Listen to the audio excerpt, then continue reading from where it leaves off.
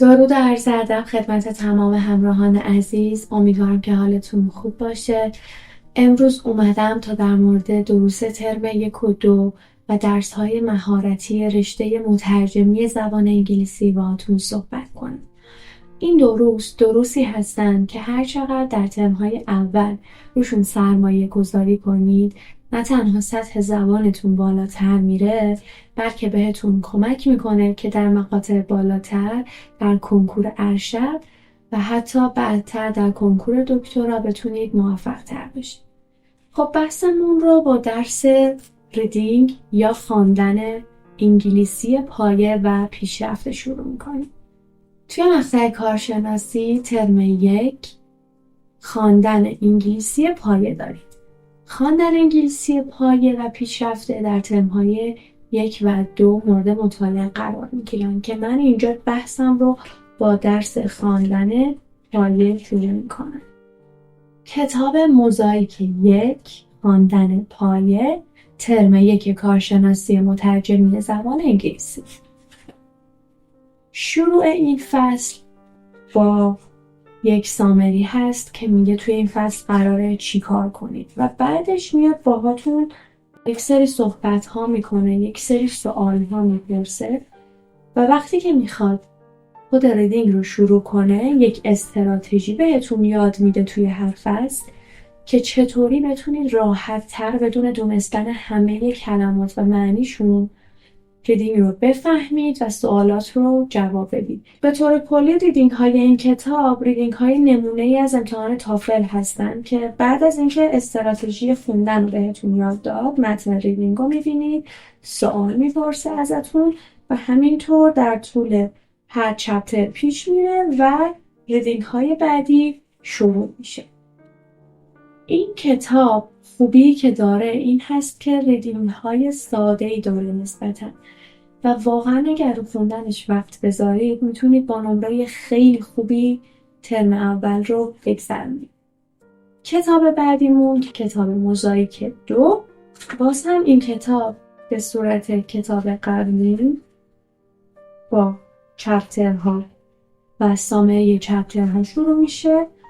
بعد از اون دوباره استراتژی های جدیدتر و پیشرفته تر رو بهتون یاد میده، متن ریدینگ و جلوتر سوال های ریدینگ رو میبینید و تا آخر کتاب به همین صورت پیش میره. به طور کلی برای افزایش مهارت ریدینگ فقط با خوندن روزنامه، خوندن کتاب، خوندن ژورنال، همه اینا بهتون کمک میکنه و سعی کنید موقع خوندن حتما با صدای بلند بخونید، یعنی خوندنتون توی ذهنتون نباشه، چون اینطوری میبینید موقعی که میخواین تلفظ کنید سر کلاس بخونید بلند بخونید سختتونه، انگار کلمات ادا نمیشن، انگار نمیتونید آواها رو درست بیان کنید. پس حتما موقع خوندن برای یک بار هم که شده برای خودتون با صدای بلند بخونید. نمیگم فریاد بزنید، با صدای بلند بخونید. مهارت بعدیمون مهارت لیسنینگ هست. مهارت لیسنینگ من اینجا 2 تا کتاب آوردم که در طول ترم‌های اول و دوم خوندم، اما میخوام بذارم ایشون. چرا؟ چون مهارت لیسنینگ یه مهارتیه که شما دائما باید باهاش سر کار داشته باشید. یعنی چی؟ یعنی صبح که از خواب بیدار میشی، آماده میشی بری دانشگاه، یک پادکست انگلیسی دانلود میکنی، موقعی که توی راهی گوش میدی، برنامه تد رو نصب میکنی و برنامه هاش رو میبینی، اخبار گوش میدی، فیلم میبینی، آهنگ گوش میدی. تمام اینها مواردی هستن که میتونن مهارت لیسنینگ شما رو تقویت کنن. من این 2 تا کتاب رو، کتاب اوپن فورم و ریل فور رو خیلی بهتون معرفی نکردم. کتاب ها خیلی خوبی هستن اما کافی نیستن. و اینا تنها کتابایی بودن که ما توی ترم 1 و 2 خوندیم و امتحان دادیم، تموم شد. کلاس های لیسنینگ چطوری هست؟ کلاس های مهارت گفتاری و شنیداری پایه و پیشرفته چطوری هست؟ کلاس ها اینطوری هستن که شما در کنار این کتاب ها که خودتون باید خودخوان بخونید، میرید سر کلاس، استاد براتون یه چیز پلی میکنه، شما گوش میدین، با هم بحث میکنید، حتی یه مبحثی رو خودتون آماده میکنید، ارائه میدید، صحبت میکنید و تمام اینها میشه نمره کلاسی شما. پس برای افزایش مهارت لیسنینگتون فقط به کتاب اکتفا نکنید، چون کتاب در نهایت شما به یه موضوعی گوش میدید، مینویسید، تمرین حل میکنید. اما اینکه بتونی همونطور که به یه آهنگ فارسی گوش میدی به یه آهنگ انگلیسی گوش بدی و اونو همونطوری درکش کنی، این چیزیه که از ما برای مهارت لیسنینگ خواسته شده. پس حتما این کارهایی که گفتم رو جدی بگیریم. میریم سراغ مبحث بعدی. مهارت بعدیمون چیه؟ دستور زبان یا گرامر. برای مهارت دستور زبان و گرامر این دوتا کتاب‌هایی هستن که ازشون نام برده شده. من توی دانشگاه کتاب بتی ازار خوندم که البته توی بازار بهش میگن کتاب بتی قاذر. این کتاب یه کتاب جامعه که از سطح مبتدی تا متوسط رو به بالا رو پوشش میده. خیلی ساده درس‌هاش رو شروع میکنه. قبل از هر چیزی اول چپتر و درسش رو با یک سری سوالات شروع میکنه که ببینه چی کاره. بعد از اون میاد و یک باکس کوچیک بهتون درس میده با یه عالمه سوال. این فصل اولش هست که در مورد زمانها هست. چند فصل اول مربوط به زمانهای حال ساده، حال استمراری، گذشته ساده، گذشته استمراری و تمام زمانها هست و همه فصل اینطوری پیش میره. درس میده یه عالمه سوال. حالا فکر کن شما بشین اینا همه رو انجام بدید. مگه میشه که مهارت گرامرت افزایش پیدا نکنه؟ مگه میشه که گرامرت بهتر نشه؟ مگه میشه که نفهمی وقتی این همه تمرین حل می‌کنی؟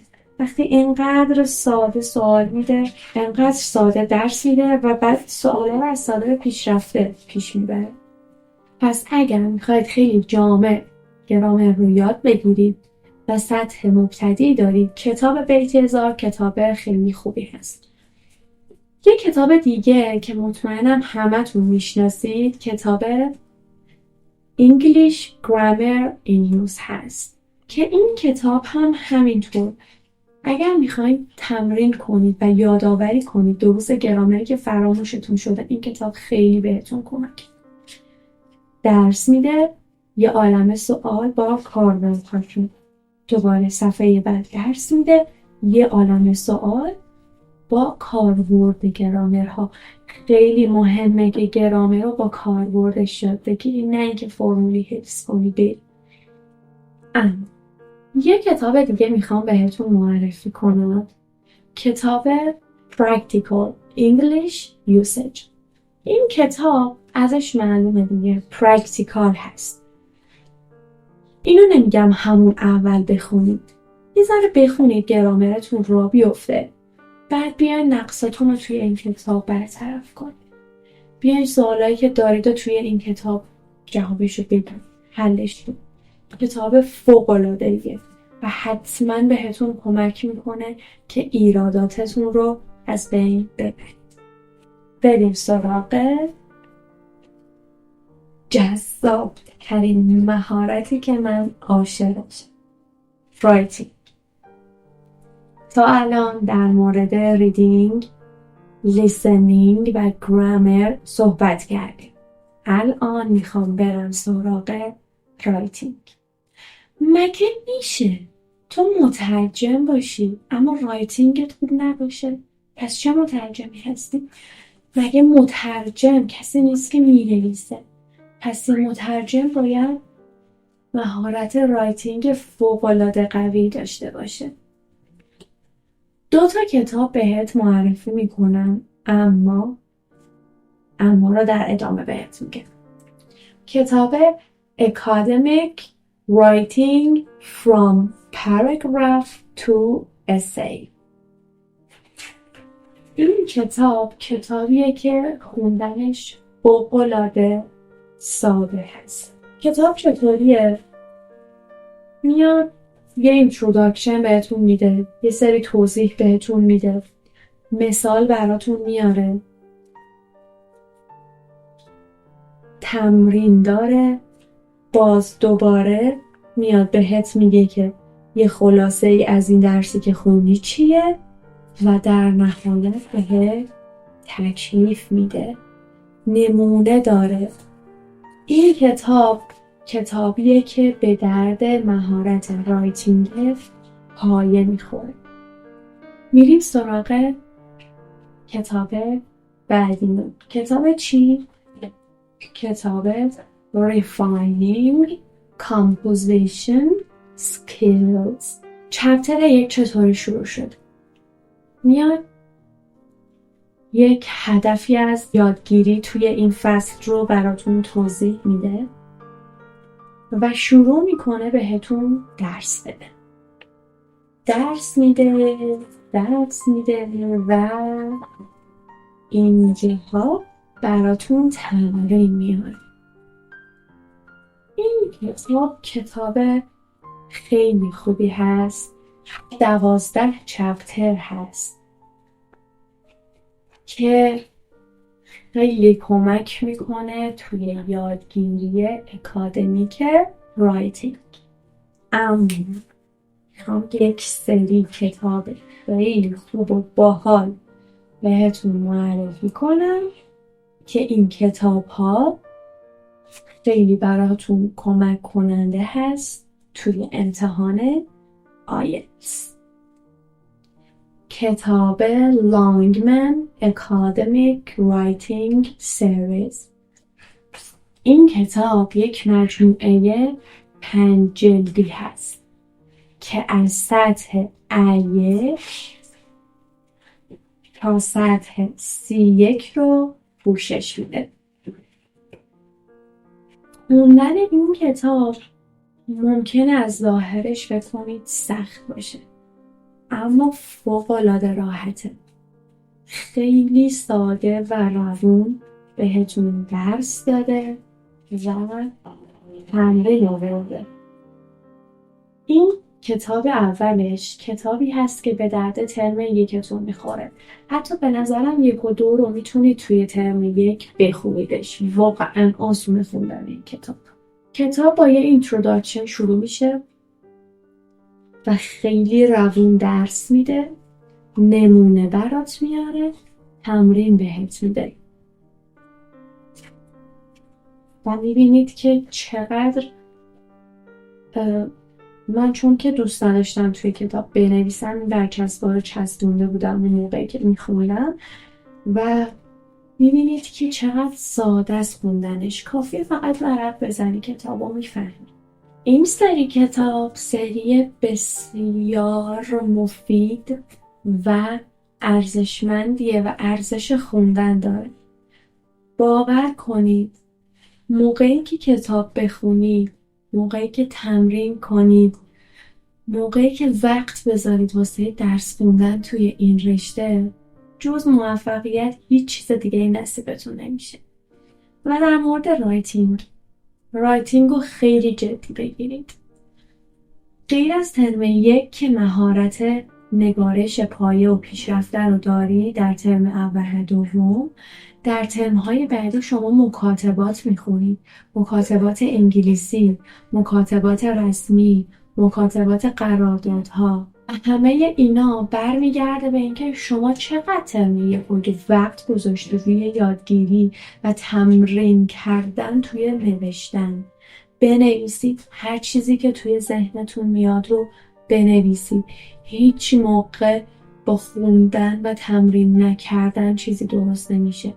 ازتون میخوام که اگر علاقه به یادگیری دارید توی رایتینگ حتما جدیش بگیرید. خیلی تأکید میکنم توی رایتینگ. چرا؟